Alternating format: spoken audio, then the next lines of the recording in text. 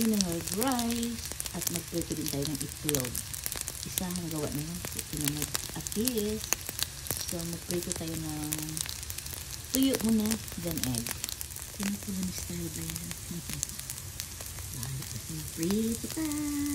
Amoy tuyo ang ating ginisang kanin. Egg na lang. Ito ang breakfast ni Mudrang Pobreng Alindahaw. Kimberly, halika na! You want me to fry egg for you? Sunny side up?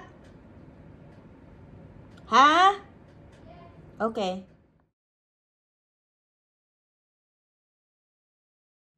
Halika na, Kim. Meron ka ng sunny side up eggs. Okay, mangan-mangan.